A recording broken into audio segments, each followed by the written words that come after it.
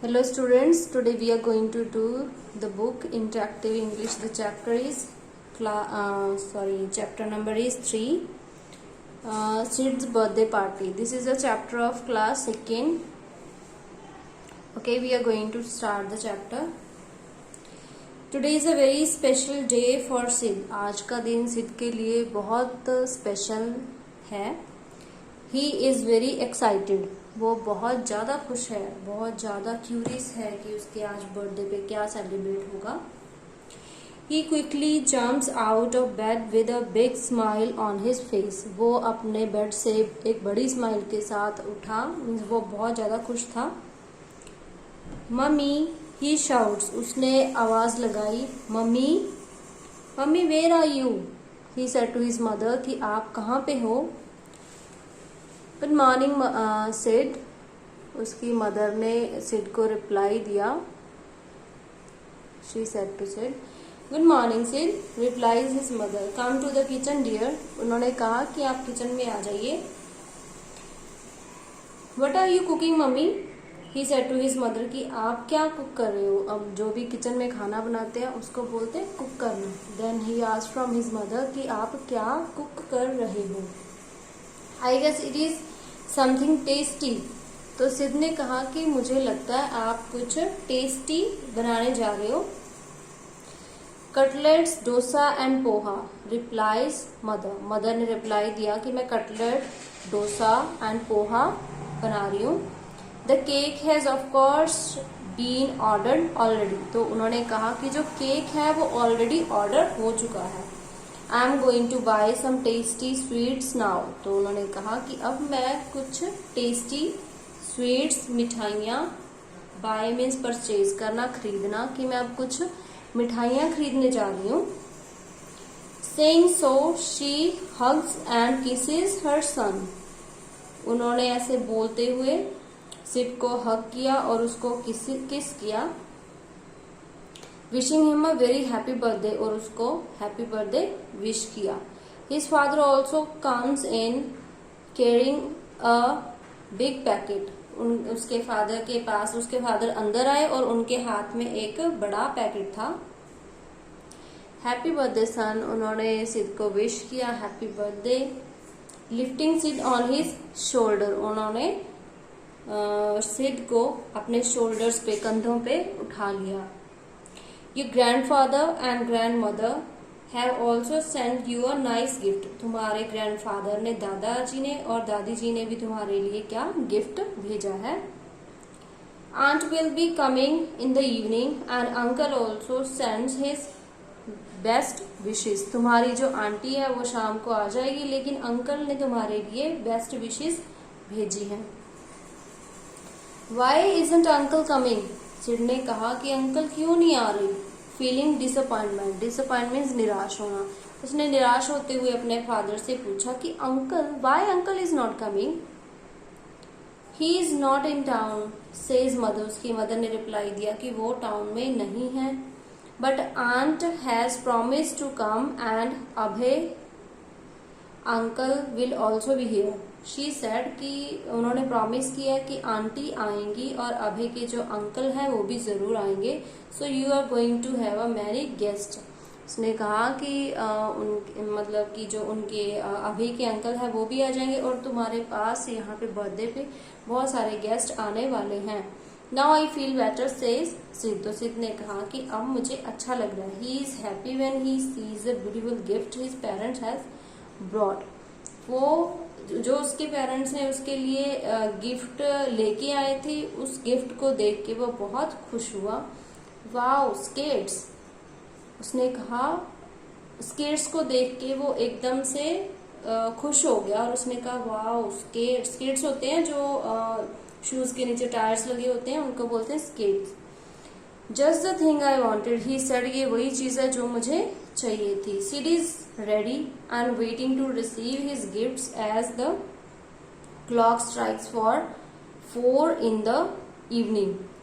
अब सिड को मतलब जल्दी थी. अब सिड को बहुत ज्यादा क्यूरियस था कि अब शाम जल्दी से हो जाए, 4 बज जाए और जो हमारे गेस्ट हैं वो जल्दी से आ जाएं. द डोरबेल रिंग्स, अब डोरबेल रिंग हुई and many people start walking in, और काफी लोग अंदर आ गए। दे आर ईदर फ्रेंड्स और रिलेटिव्स, अब या तो वो फ्रेंड्स थे या उसके रिलेटिव्स थे। Look at all those balloons, अब ये किसने कहा, let's see. Look at all those balloons exclaims Daksh, Daksh ने एक्सक्लेम किया, दक्ष ने मतलब उसको ओवर एक्साइटेड होके बोला कि वो जो बैलून लगे हैं, लुक एट दोज बैलून्स, कहाँ देख के, सीलिंग एंड वॉल्स, सीलिंग होती है छत, रूफ के नीचे जो सीलिंग अलग से एक प्लेट लगी होती है उसको बोलते हैं सीलिंग। उसने सीलिंग की तरफ छत पे देख के और वॉल्स की तरफ देख के बोला कि लुक एट दोज बैलून्स, उन बैलून्स को देखो। They are of different colour size and shapes, वो सारे डिफरेंट कलर साइज और डिफरेंट शेप के हैं। लवली, कम ऑन एवरीबडी, उसने कहा बहुत अच्छा, और अंदर आ जाओ, एवरीवन अंदर आ जाएं।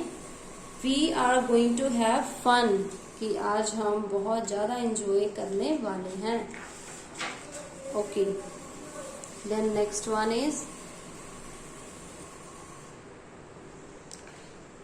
सी those colourful streamers says Ishan, Ishan ने बोला कि वो जो कलरफुल स्ट्रीमर्स लगे हैं वो देखो कितने अच्छे लग रहे हैं। स्ट्रीमर्स होते हैं जो स्ट्राइप्स लगी होती है ना डिजाइनिंग के लिए, डेकोरेशन के लिए, जो जैसे ये पिक्चर में देख रहे हैं आप, ये लॉन्ग हैंग हो रहे हैं और ऐसे ऐसे करके लगे हुए, इनको बोलते हैं स्ट्रीमर, डेकोरेशन का पार्ट होते हैं ये। What are all those pouches on the chair for Sid? उसने कहा कि वो जो पाउचेज रखे हैं क्या वो सिड के लिए हैं? What are those pouches on the chair for Sid? उसने बोला क्या वो सिड के लिए रखे हैं क्या वो pouches? Those pouches have your names written on them. Explain Sid. तो सिड ने एक्सप्लेन करते हुए बोला कि वो जो पाउचेज हैं उनके ऊपर तुम्हारे नाम लिखे हुए हैं। You have to find the pouch with your name. आपको अपना नाम उन पाउचेस पे देखना होगा, मीन्स पाउचेस को आप अपने नाम से ढूंढ सकते हो। You can pick and take the pouch when you go home, कि जब आप घर जाओगे तो अपने नाम का पाउच है वो उठा के ले जाना। We will also play some games, तो हम कुछ गेम्स भी खेलेंगे। Nidhi aunt has taught of many games, Nidhi की आंट ने बहुत सारे गेम्स सिखाई हैं। They play many indoor games like passing the parcel, musical chairs and statue. Aunt helps them with the games. Aunt ने उनको हेल्प की गेम्स में और उन्होंने ऐसी गेम्स खेली जैसे passing the parcel, musical chairs and statue. Fine. Next, come on children, calls out mother, asking them to come forward. उनकी मदर ने उनको बोला कि आप सारे आगे आ जाएं। कम ऑन चिल्ड्रंस, मदर ने बोला कि आ जाए बच्चों सारे आगे आ जाओ। It is a time to cut the cake, अब ये टाइम है केक कट करने का। The food is yummy, aunty calls out Rohan with his mouth full.